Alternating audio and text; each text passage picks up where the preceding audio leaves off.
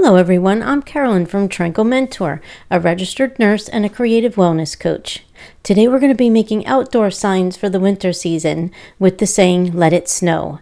We'll be using hardboard from a local hardware store, snowflake ribbon from Dollar Tree, and some evergreens from Temu.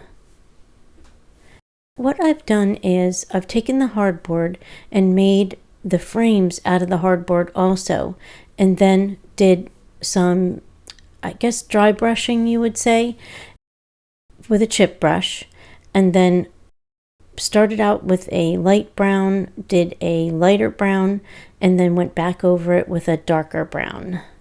And the snowflakes are cut out of blue foil on the Cricut. And here we are in Lightburn. This is the software that I use for my laser. What I've done is I've gone in and I've made 2 squares, and they are 12.5 by 12.5, and then these are the frame pieces. That's 1.5 by 9.5, and I make 4 of those, and those go around the border. And then the longer pieces are 1.5 by 12.5. They'll go the full length of the sides. And then right here I do have some snowflakes. I don't cut them out. I do that with the foil later on. And then I did originally have a score line, and if I do 400 on my laser by 20 power, I can score. Although I did forget to use these when I did cut out the squares originally. And then here's just my text. I just fit it in the best I could in that piece. And I have the extension on my laser so I can cut all these out in one passing, so to speak. And then here we are in the Cricut Maker. This is the first time I've ever cut foil on the Cricut, and I did put it on the foil setting and it wasn't a problem. I've got a real heavy duty mat there. It's a hard, a tight stick mat. I'm trying to think of what we would call it when you have a heavy stick. I can't think of the word right now, but anyway, it's a strong grip mat. That's it. Okay, and then the Cricut will go through and it will cut everything out. And this was really interesting since it was the first time, and this is the weeding process. That was, very different. It does take some patience because they do kind of want to come up quickly, and they bend a lot, but actually, all in all, I think they were pretty easy to cut, very intricate. And I've got some white Black & Decker latex paint that I usually have that I paint my bases with. And then this is some Glossy's paint from 1,000 years ago, and it's acrylic based, and it's a dark blue, and I just love this paint. It lasts for so long. And then I've got this turquoise color from Craftsmart, and that's from Michael's. And then I just want to have a little bit of like a sea kind of turquoisey color into this light blue. And then we'll get that all mixed up, and we do need a lot. And next time what I would do is either put 2 plates, because I wrap them in tin foil to keep the paint when I go through my second and third coats, or I would put them on a plastic plate so that I could wrap them. And then I'm just taking my larger brush here. I don't treat the hardboard or anything. I've found that if you sand it, it just makes it worse. So with the latex paint, it seems to hold on to it a lot better. So I still have everything mixed up. I got my first coat on. It doesn't look like it covers, but after the second and third coat, you do get some really good coverage. And I've got my Cricut Easy Press out. And I decided at first I cut the letters out of the hardboard, and I was just going to paint them, and I painted them, spray painted them white. And then I decided I had this extra piece that when I had done an order from Amazon for vinyl, they sent me this glitter vinyl, and it was in navy blue. And I thought about it, and I said, well, that will go really nice. And this way I wouldn't have to buy glitter acrylic or anything, which is really expensive. So I decided to try this out. I'm just going to take the Cricut. We're going to get this heated up, and I've got everything taped down. You really have to tape the bottom piece down too. And we're going to do 330 for 30 seconds. as we've got our, tape is on top, the carrier sheet is on top, and it's a better to do it as a cool peel, but I always want to see if it actually transferred, so I do look up, but I tried to cool it off. And really, if you don't feel like that it came on all the way or stuck on, you can always repress. Also, with the lining up of this, it wasn't very easy because I had painted the white. Now, if I would have painted black or let the sides just be dark, we would be good. But this is how they're coming out. I'm just lining them up, and you do see that white. And later on, I'll go through with a oil-based black pen or marker, and like a Sharpie, and I will get that white out of there with that Sharpie. But then again, as I was saying, if I did black or let it go dark with just the laser marks, you wouldn't see that. But I really love the way that this came out. I think it looks so awesome, and it does give that three-dimensional look, and you get some glitter in there, and the glitter doesn't go real far. It's pretty good. It stays put.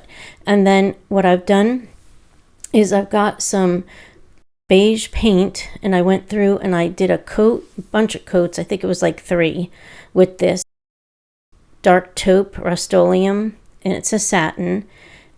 I used that, and then after that was dry, I went through and I did Deep Espresso Satin by Behr.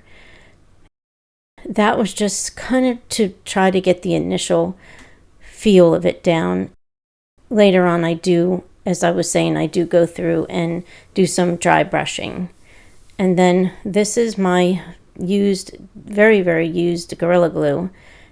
I just use it till the very end because I love it so much. I just squeeze every drop out that I can.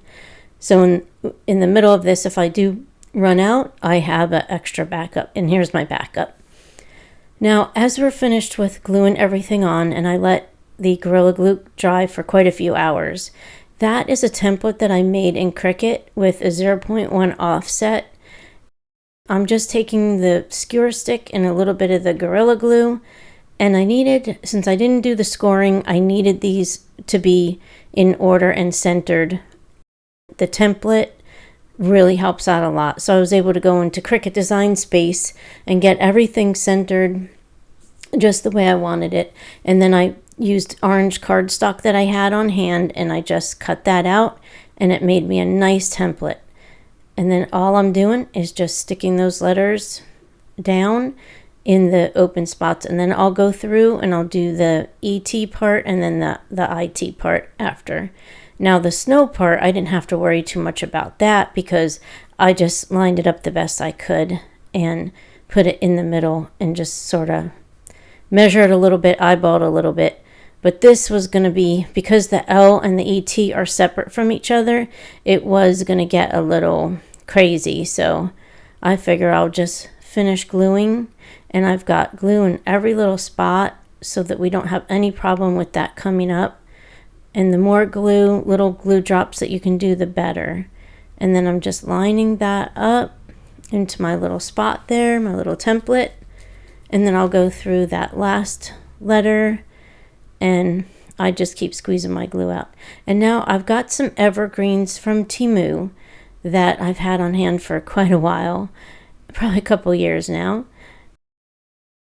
I pinched this is Dollar Tree ribbon, the Snowflake Dollar Tree ribbon, and it's their burlap ribbon. And I did do a step before. So right now what I'm doing is I'm just taking off the zip ties because I want to be able to zip tie that all in one piece so it's not so bulky. And that's a loop. I just made one loop, and I glued that loop. Actually, I don't even think I glued it together. And I just rolled it around, and then I've got my zip tie, and I'm going to line that up, put my ribbon in, try to get it centered, take a look at it, and then I'm going to take my zip tie, and I have a little bit of a time to even that out and get it in the middle and move my little evergreens around. I've had so many things and projects and crafts that I have done with the evergreens. I bought a huge bag of them, and they came in so handy. And you can use them for February too, for February crafts. any, in any winter crafts. And then I'm going to paint those, but I cut those out on the laser a while back. I think it was last year, and this was a good opportunity to use them. And then I just took some of that white latex Black & Decker paint, and I painted the edges with my little fan brush. And I decided that it needs some glitter. So I'm going to take out my old Mod Podge, or actually I didn't even Mod Podge this. I just put down parchment paper, and I have my little palette knife from Dollar Tree. And it's supposed to be a Cricut look-alike. But since that's wet, I'm just going to take a little bit of glitter.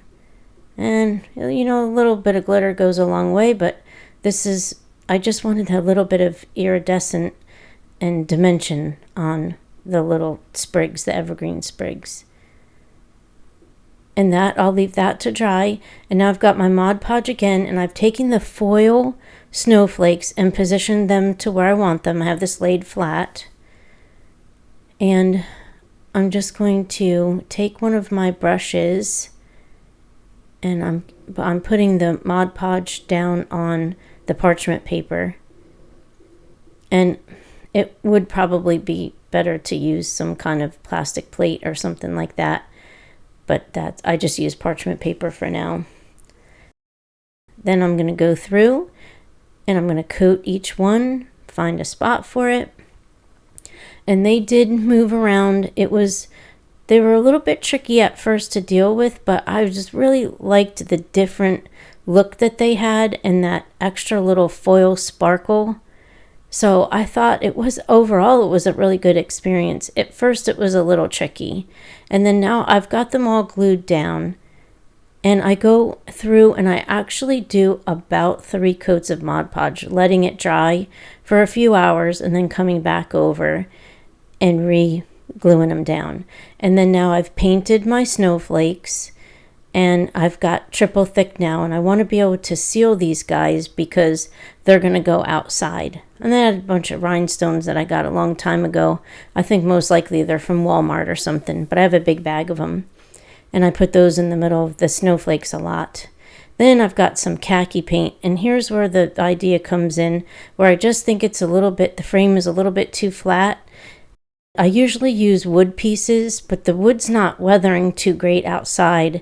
So I thought I would use the hardboard and just experiment with it and just see what I could do to make it a little bit more like wood. So I'm just going to paint down these sides, just taking my brush and wiping off the paint, and then going to this long piece over here. And I hardly have any paint. I know it looks like I have a lot, but I hardly have any paint on the brush. And I just keep wiping it off. I have a paper towel, and I just keep wiping it off. And then where I want a little bit more paint, I'm not wiping it off on my paper towel as much.